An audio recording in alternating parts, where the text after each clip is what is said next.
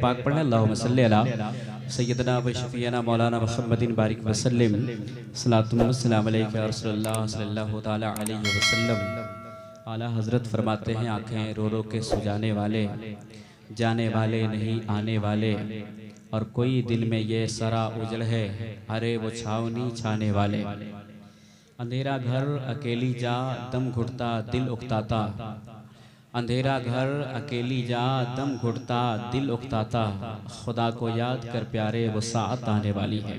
शेर आपको समझ में नहीं आया होगा इसलिए कि तरन्नुम में नहीं है। बहुत इसके अंदर आला हज़रत ने 4 चीज़ें बयान की हैं। कब्र को याद कीजिए, फिर अगली बात आपको समझ में आ जाएगी। वो कहते हैं अंधेरा घर अकेली जा दम घुटता दिल उकताता, यानी वो कब्र में कहते हैं कि वो अंधेरा एक घर है, अकेली जा, अकेला एक इंसान उसमें होगा, दम भी घुटेगा क्योंकि उसके अंदर कोई वेंटिलेटर का इंतज़ाम नहीं है, और दिल भी गुताएगा क्योंकि दिल बहलाने वाला कोई और वहाँ नहीं है। तो कहते हैं खुदा को याद कर प्यारे ये साथ आने वाली है। ये लम्हा, ये घड़ी जिसमें ये 4 चीज़ें हमारे आपके साथ होने वाली हैं, तो वो वक्त, वो लम्हा यकीनी तौर पे हम मुसलमानों के पास आएगा। तो कहते उससे पहले कि ये 4 चीज़ें हों, हमें खुदा को याद करना चाहिए। क्यों? इसलिए कि रब की ज़ात ही है जो उस घड़ी में हमारी मदद फरमाने वाली है। तो वो कब्र है जहाँ पे हम इतने तंग जगह में रखे जाएंगे, जहाँ हम खड़ा नहीं हो सकते हैं, करवट नहीं बदल सकते हैं, और वो भी अपने इलाके की कब्र जो शरई हद में भी नहीं होती है। बहुत सी कब्रें ऐसी हैं जो शरई तौर पर कब्र के तरीके पे भी नहीं हैं, और हमारी तवज्जो भी इस तरफ नहीं है कि हम किसी जानने वाले से कम कब्र खोदते वक्त उसे बुलाएं और उससे तायीन कराएं कि कब्र की शरई हद क्या हो सकती है। हमारे वहाँ बिलउमूम जो है शाह साहब लोग को कब्र खोदने की जिम्मेदारी मिल गई, और हमने भी शायद यही सोचा कि ये कब्र खोदने की जो जिम्मेदारी है शायद वहीं से लिखवा करके ये लोग आए हुए हैं, इसलिए हमें नहीं कब्र खोदनी है। तो फिर वो उनके पास इल्म नहीं रहा, वो किबला से भी हटाकर कब्रें खोद देते। वहाँ सादिक साहब किबला यहाँ तशरीफ फरमा है, मैंने इस इलाके के कई कब्रिस्तान के अंदर कब्रों का जायजा लिया, तो बहुत सारी कब्रें जो हैं किबला से हटी हुई हैं, जो जेहत में नहीं है। मुर्दे को हम दफन तो कर देते हैं, मगर बगैर किबला की जेहत में मुर्दे को हम दफन करके आते हैं, और ये हमारी जिम्मेदारी थी कि हमें सही तौर पर उसे किबला रू करके दफन करने की कोशिश करनी चाहिए थी। तो वो हद शरअ भी नहीं है, और अक्सर कब्रें जो हैं वो किबला से हटी हुई हैं। इसलिए मेरी राय है कि किसी की भी मौत हो, ये कोई ज़रूरी नहीं है कि शाह साहब आएंगे वही कब्र खोदेंगे। इंसान की खुशनसीबी है कि बाप उसका मरे वो खुद कब्र तैयार करे, माँ उसकी जाए वो खुद कब्र तैयार करे। तो शरई तौर पे आप कब्र खुदवाने की कोशिश कीजिए, कंपास लगाइए, उसकी जहत मुतय्यन कराइए, और उस एतबार से आप कब्र तैयार करने की कोशिश कीजिए कि कम से कम वो आखिरी चीज़ है जहाँ पे हम अपनी माँ या अपने बाप को लिटा रहे हैं, और उसकी जहत सही हो, ताकि इस दुनिया से जाने के बाद हमारी जो जिम्मेदारी थी उसके ताल्लुक से वो अपनी जिम्मेदारी को हम अदा कर सकें। तो हमारे वहाँ जो कब्रें हैं इस तौर पर, जहाँ हम खड़े भी नहीं हो सकते, जहाँ करवट नहीं बदल सकते, इतनी तंग जगह है, फिर ऐसे वक्त में तने तना हमें और आपको रहना है, तो फिर कौन सी ज़ात है जो हमारी मदद करने वाली है? तो कहते हैं खुदा को याद कर प्यारे वो साथ आने वाली है, यानी उस घड़ी, उस लम्हे में जहाँ ये 4 चीज़ें हमारे और आपके साथ होने वाली हैं, हमने उसके लिए क्या तैयारी की है? दुनिया में अपनी बिल्डिंग की हमारी तैयारी है, ज़मीन जायदाद की तैयारी है, एक एक बालिश के लिए इंसान झगड़ता है दुनिया में, एक एक बालिश्त के लिए इंसान झगड़ता है। वो चाहता है कि मेरी एक दीवार दूसरे में चली जाए तो बेहतर है, या 5 इंच दूसरा हम बढ़ा दे तो बेहतर है। ये छोटी छोटी जगह के लिए हमारी लड़ाई है, मगर आपको पता है कि ये सारा कुछ यही दुनिया के लिए है। राही बस्तवी ने एक शेर कहा था, हाथ आने का कुछ भी नहीं, बस मिलेगी तो 2 गज जमीन, जाने फिर क्यों परेशान है आदमी आदमी के लिए। क्या मिलने वाला है आपको, हमको? वो 2 गज जमीन, और उसकी हकीकत पता है आपको, वो 2 गज जमीन भी आपकी अपनी नहीं है, या तो किसी के वक्फ की हुई जमीन है, या फिर किसी के चंदे से खरीदी हुई जमीन है, आपकी अपनी नहीं है। अपने पीछे एक बाप 50 बीघा जमीन छोड़कर मरने वाला अपने लिए क्या कब्र भी खरीदता है क्या? अपने लिए कब्र की जमीन भी मुतय्यन करता है क्या? अपने लिए कब्रिस्तान भी बनाता है क्या?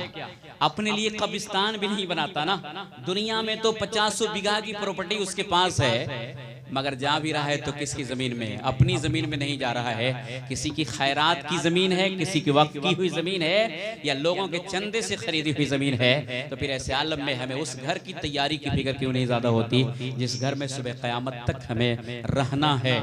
तो ऐसी सूरतों में उस भयानक जगह को भी हमें याद करने की कोशिश करना चाहिए। वो कब्र भी कहती है तुम उस जमीन पे इतरा कर चलते हो, जमीन पे अकड़ कर चलते हो, आओ मेरी आगोश में, फिर मैं तुझे बताऊंगा कि मैं तेरे लिए तेरे साथ क्या सलूक करती हूँ। मैं तो कीड़ों की घर हूँ, मैं तो मकोड़ों की घर हूँ, मेरे वहां तो कीड़े मकोड़े होते, तुम मुझ पे इतरा कर चलती हो, अकड़ कर चलते हो, मगर आओगे जब मेरी आगोश में फिर मैं तुझे बताऊंगी कि मैं तेरे साथ क्या सलूक करती हुई नजर आती हूँ। वो लम्हा वो घड़ी हम गफलतों का शिकार हैं। ये शायद दुनिया हमारे लिए बहुत कुछ है, यही सोच के हम बैठे हुए हैं। इसीलिए इंसान की तरफ को तवज्जो दिलाइए, अल्लाह की इबादत की तरफ, नबी के बताए हुए तरीकों की तरफ, सुन्नतों की तरफ। तो आज का इंसान तो बिलखुसूस ये बोलता है कि अभी मेरी उम्र बहुत बाकी है। सच्चाई है, आज वो 40 साल के भी हो गया है ना, बोलता है उम्र बाकी है। जरा बेटा बेटी की शादी कर लेने दीजिए, दुनिया का काम कर लेने दीजिए, जरा मकान बन जाने दीजिए, फिर ऐसी सूरतों में मैं अल्लाह की इबादत की तरफ मुतवज्जह हो जाऊंगा। एक शख्स के बेटे का इंतकाल आज से 5-6 महीने पहले हुआ, एक्सीडेंटल मौत हुई उसकी। अब जानते हैं वो उलमा की सोहबत में बैठने लगा।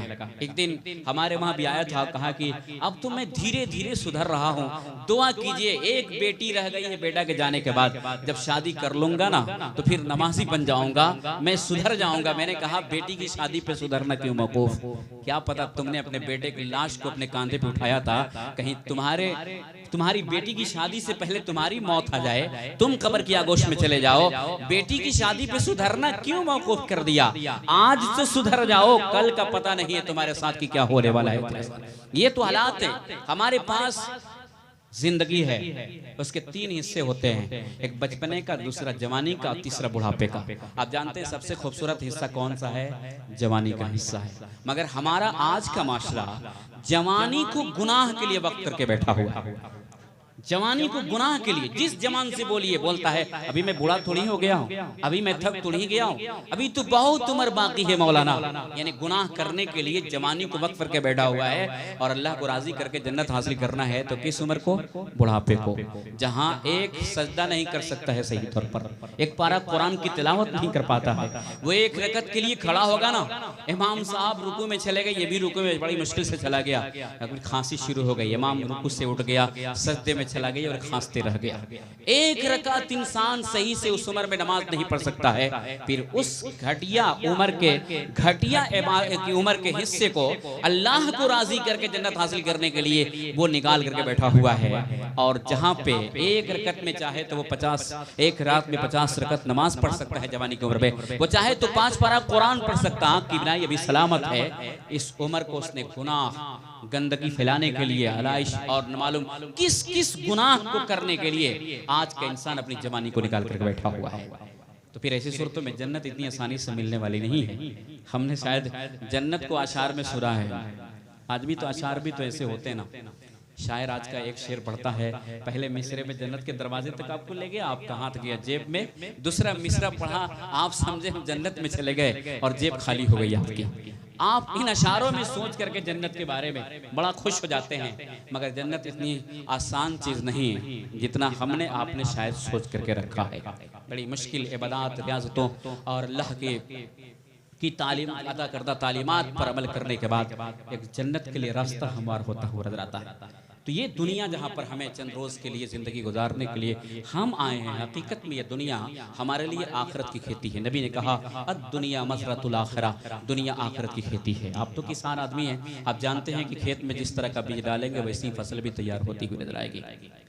डाला है गुनाह का बीज, डाला है चोरी का बीज, जिंदगी भर गुनाह करता रहा, चोरियां करता रहा, भाई का हक मारता रहा, पड़ोसी को सताता रहा। रब ने माशरे में अगर उसे इज्जत दी, शोहरत दिया, पहचान दी, तो फिर दूसरों को उलझाने में लगाता रहा। वो सारा कुछ, सारी कोशिशें फितना फसाद में लगाता रहा और उम्मीद लगा बैठा कि मरे तो मुझे जन्नत मिल जाए।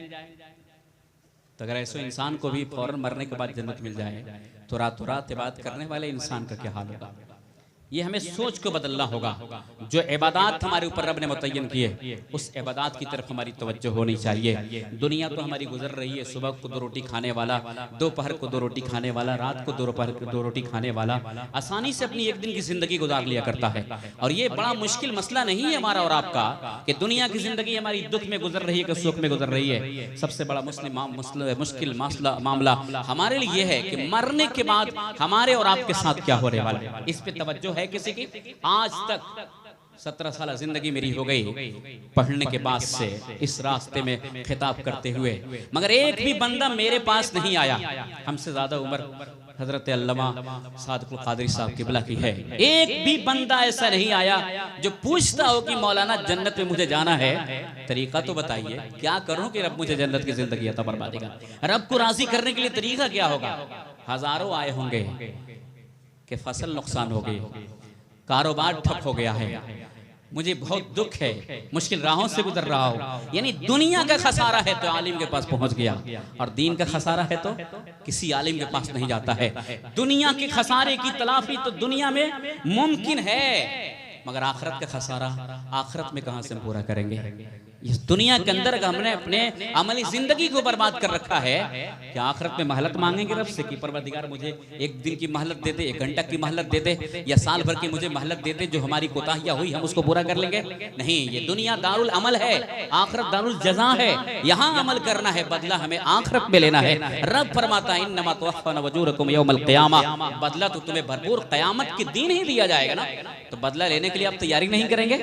बदला लेना है, चाहे अमले खैर का बदला हो या अमले शर का बदला हो, क़यामत के दिन भरपूर अल्लाह तबारक व तआला हमें और आपको बदला अता फरमाने वाला है। इसलिए इस गुमान में हम जिंदगी को न गुजारें कि ये दुनिया हमारे लिए बहुत कुछ है, आज हमारे पास दौलत है तो हम ऐशो इश्शत की जिंदगी गुजारते हैं। नहीं, हम इस दौलतों के नशे में भी गुनाह के अंदर हम मुब्तला होते हुए नजर आते हैं। और सच्चाई रब फरमाता है अलहाकुम तकासुर हत्ता ज़ुरतुमुल मकाबिर, मालों की ज्यादा तलबी ने तुझे गाफिल कर रखा यहाँ तक कि तुमने कब्र से मुलाकात कर ली। सच्चाई है, एक इंसान उस वक्त तक मेहनत और मशक्कत करता है जब तक उसकी रूह उसके जिस्म से परवाज नहीं कर जाती।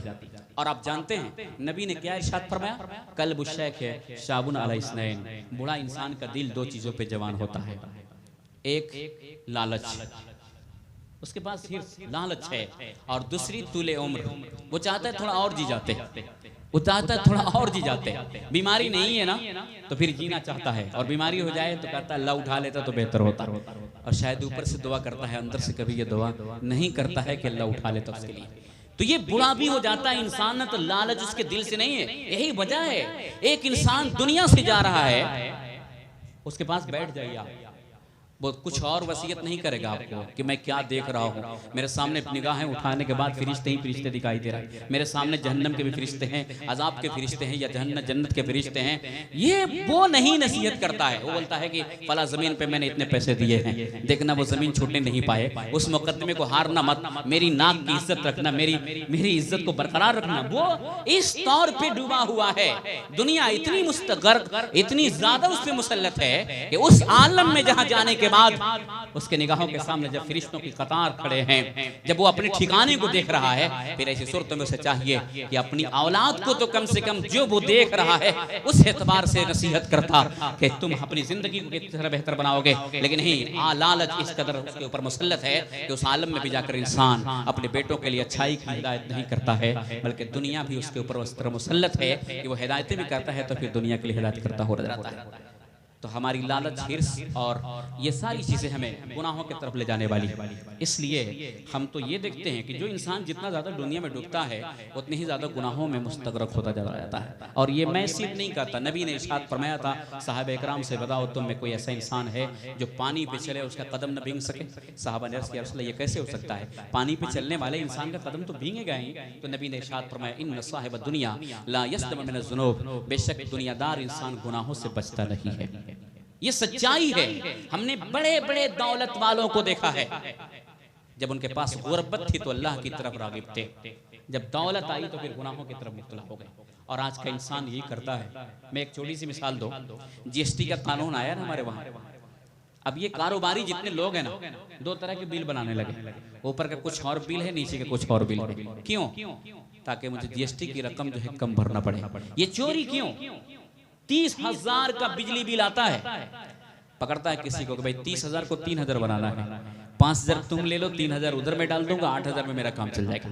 और ये भी बिल इधर उधर करने वाला सोचता है 5,000 तो मेरा ऊपर से आ जा रहा है, तो मेरे क्या नुकसान है। वो भी हराम करता है और ये भी हराम काम कर रहा है। ऐसा क्यों? दुनिया मुसल्लत है उसके ऊपर, तो डूबा है जब दुनिया के अंदर, तो उसे लालच है, हिर्स है, कुछ तो हमारी दौलत बच जाती, तो इस तौर पे चोरियां करता हुआ नजर आता है। हमने ये देखा है, जो जितना ज्यादा दुनिया के अंदर डूबता है उतना ही ज्यादा गुनाहों में मुब्तला होता हुआ नजर आता है। ये चंद रोजा जिंदगी हमारी है, जहां हमें इस दुनिया को बेहतर बनाकर आखिरत की तरफ हमें मुतवज्जो होनी है। तो फिर ऐसे सूरतों में हमारी तवज्जो रब की इबादत, रसूलुल्लाह सल्लल्लाहु अलैहि वसल्लम की अमली जो जिंदगी थी उसको हमें अपने सामने रखना चाहिए और अपनी जिंदगी को इस तरह बनाकर दुनिया से जाना चाहिए कि मरने के बाद रब इरशाद फरमाए, मेरे बंदे तूने मुझे दुनिया में राजी किया था, आओ तुझे हम इनाम ये अता फरमाते हैं कि तू मेरी जन्नत में दाखिल हो जा। ऐसी जिंदगी बनाने के लिए हमें अल्लाह उसके रसूल के इरशादात को अमली तौर पे अपने सीने के अंदर उतारना होगा। और तब इस तौर पे हम जाएंगे दुनिया से ना, तो औलादें हमारी हमारे लिए कुछ भी नहीं करेंगे, तो हमने जो कुछ किया होगा उस पर हमें यकीन होगा कि चलो हमने तो दुनिया में कुछ अमले खैर किया है, अल्लाह इसकी जज़ा हमें ज़रूरत फरमाई। ये बातें मैं इसलिए बोल रहा हूँ कि आज की औलादों को अपने माँ बाप के लिए फुर्सत कहाँ है कि उनकी मौत के बाद उनके लिए कुछ अमले खैर कर सके। वही तीजा है, वही चहारम है, 10वां है, 20वां है, कुछ पैसा वाला है ना तो भीड़ जमा कर दिया बाबा के चहल्लुम में, 500-600 आदमियों को खाने की दावत कर दी। क्यों? इसलिए कि लोग समझे कि फला ने अपने बाबा की दावत के चहल्लुम के मौके पर बड़ी अजीम दावत की। मगर आप देखें, जिसका बाप दुनिया से रुखसत हो रहा है, जिसकी माँ दुनिया से रुखसत हो रही है, वो क्या कर रहा है अपने बाप के लिए। आज तक मैंने नहीं देखा कि जो अपने बाप की चहल्लुम की मजलिस मुनक्किद करता है वो बैठकर एक पारा कुरान पढ़ता हो या वो बैठकर कलमे का विर्द करता हो। क्या ये अपने बाप की चहल्लुम पर दूसरों को इकट्ठा करके कुरान पढ़वाना यही अमले खैर है? बाप उसका जा रहा है, माँ उसकी जा रही है, क्या उस बेटे की जिम्मेदारी नहीं है कि वो बैठकर वहां कुरान पढ़ता या वो अपनी माँ के लिए दुआ करता, अपने माँ के लिए कलमा पढ़ता, या जब जब उसके दिल में माँ की मोहब्बत जग जाती, बाप की मोहब्बत जग जाती, वो तन्हाई में होता या 10 के बीच में होता, जुबान पे कलमा जारी होता, परवरदिगार मेरी माँ की मगफिरत फरमा दे, मेरे बाप की मगफिरत फरमा दे। किसको फिक्र है आज के वक्त में? आज की औलादों को फिक्र है क्या? फिक्र है ही नहीं आज की औलादों की। और मैं आपको बताऊं एक चीज, आज सबसे ज्यादा इंसान को मौत के जो मर रहा है इंसान, उसको 2 मौके पे मदद की जरूरत होती है। एक जब वो दुनिया से रुखसत हो रहा है, और दूसरा वक्त कब? जब वो कब्र की आगोश में लेटा हुआ है। और हमने यही देखा है, इन दोनों मौके पर सबसे ज्यादा गफलत किसकी है? घर वाले की है। जिसका बाप जा रहा है उसको गफलत है, और जिसकी माँ जा रही है उसको गफलत है। ऐसा मैं क्यों बोल रहा हूँ? इसलिए कि जब जाकनी के आलम में इंसान होता है तो सबसे ज्यादा मदद की जरूरत है। एक इंसान 3 दिन के बाद तीजा करेगा, फायदा उसका क्या है?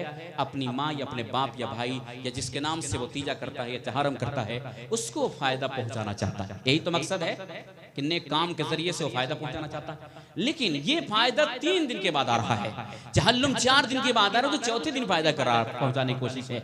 मगर सबसे ज्यादा मदद की जरूरत उस वक्त है जब उसका बाप या माँ दुनिया से रुखसत हो, उस वक्त। क्यों? इसलिए कि नबी ने इरशाद फरमाया, लक्किनु मौताकुम ला इलाहा इल्लल्लाह, कि तुम अपने मरने वाले को ला इलाहा इल्लल्लाह मुहम्मद रसूलुल्लाह की तलकीन करो।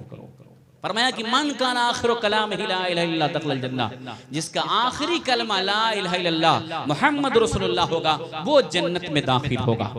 अब ये जब इरशाद है नबी का, तो हर बाप बेटे को इस बात की फिक्र होना चाहिए कि माँ मेरी जाए दुनिया से तो उसकी जुबान पे हो ला इलाहा इल्लल्लाह मुहम्मद रसूलुल्लाह।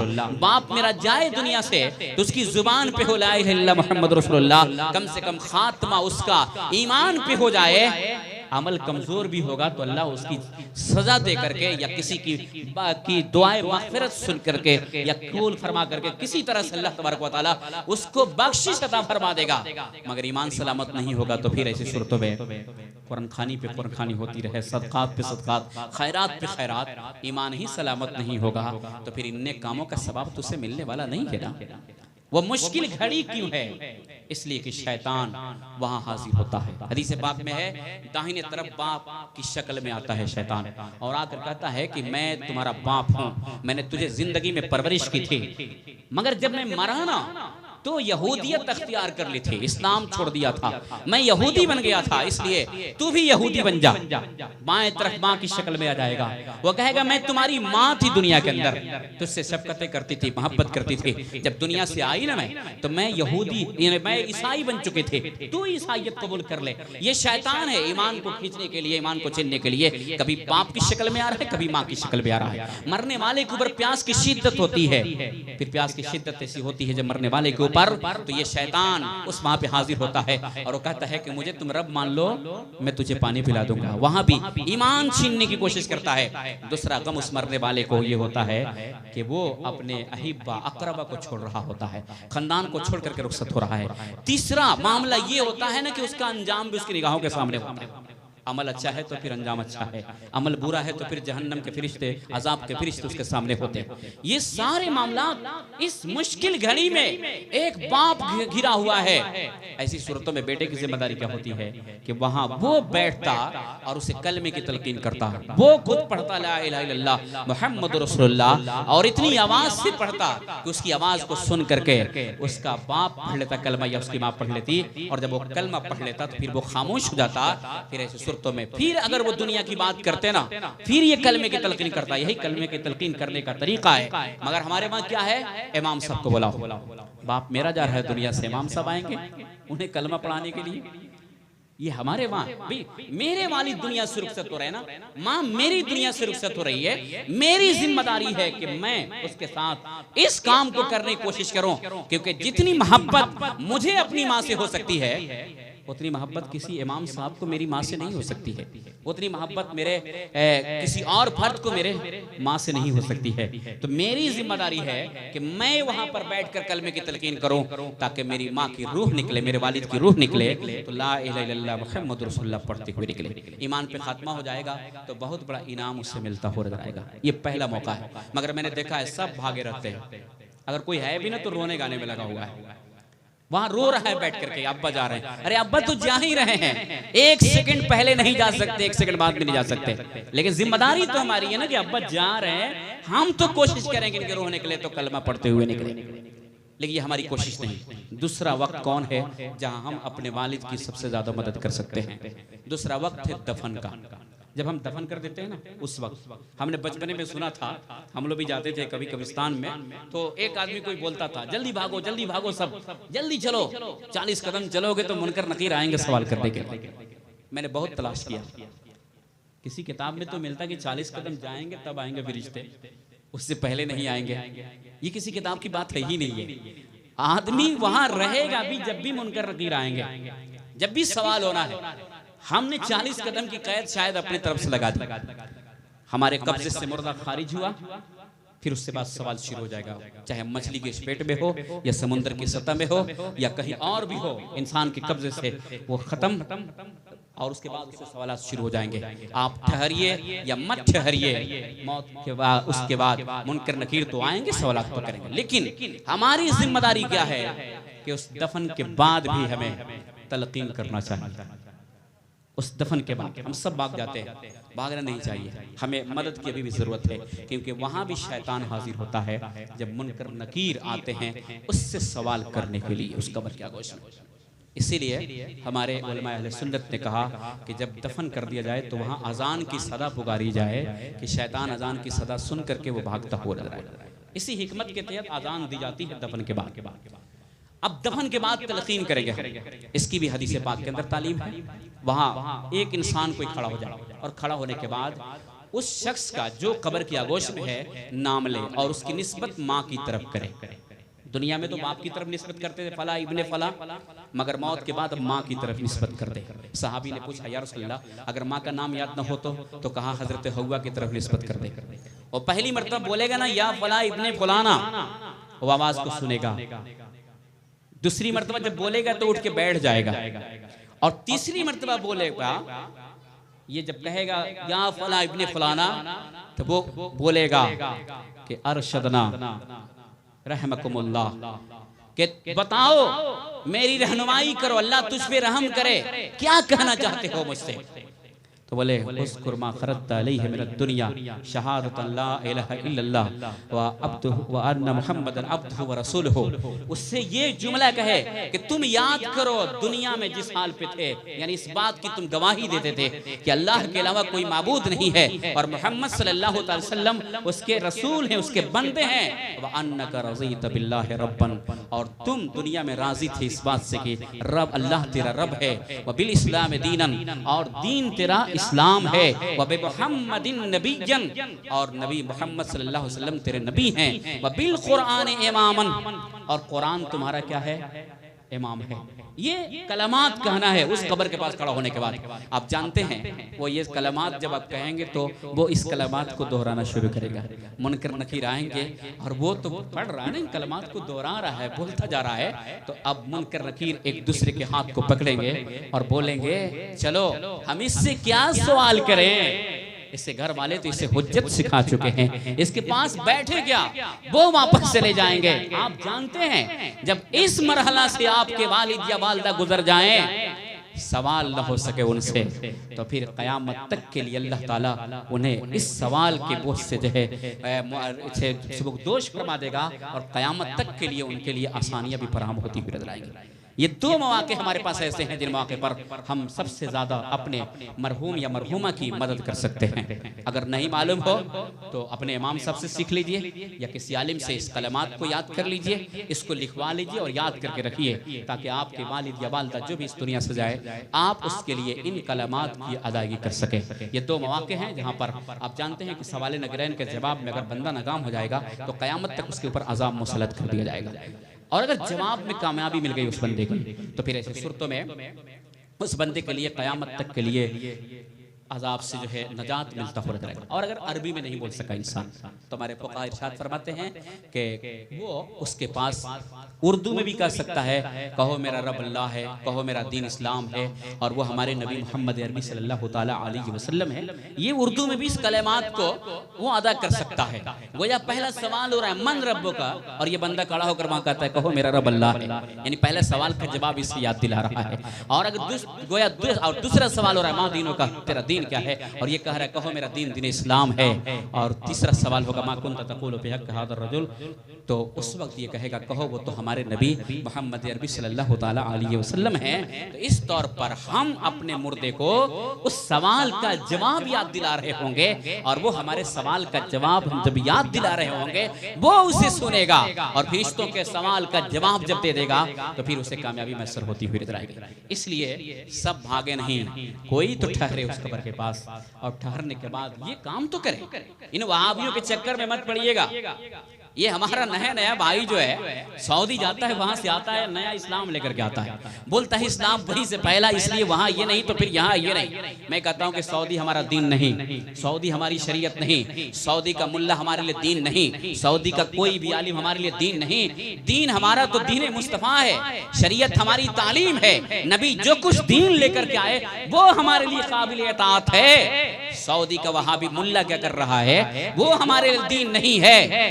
नबी ने हमें ये तालीमात फरमाई है, हमें इस चीज को करना होगा। मैं एक नहीं कई हदीसें सुना सकता हूँ इस बात के लिए कि दफन के बाद नबी अकरम सल्लल्लाहु अलैहि वसल्लम उस कब्र के पास ठहरे और ठहरने के बाद उस कब्र के अंदर मदफून इंसान के लिए नबी ने मगफिरत और बख्शिश की दुआ करने का हुक्म अता फरमाया। इसलिए दुनिया का काम कभी आपको छोड़ने वाला नहीं है। दफन के बाद कम से कम आप थोड़ी देर वहां ठहरिए और ठहरने के बाद इस तलकीन के कलिमात को अदा कीजिए, कुछ कुरान की सूरतों को पढ़ लीजिए और उसके लिए सवाल नकीरैन के जवाब में आसानियों के लिए दुआ कीजिए रब से। आपकी दुआओं की बरकत से अगर वो आपका मरहूम या मरहूमा जो कब्र के आगोश में है वो जवाब में कामयाब हो जाए, फिर क़यामत तक के लिए अज़ाब कब्र से उसे महफूज कर दिया जाएगा। यही तो इसाले सवाब, यही तो मदद है ना। 40 दिन के बाद में चहल्लुम कर लीजिएगा धूमधाम से, पहले उस वक्त उसे निजात दिलाने की कोशिश कीजिए। अल्लाह हम सबको अमल खैर की तौफीक अता फरमाए। वमा अलैना इल्लल बलाग। अस्सलामु अलैकुम।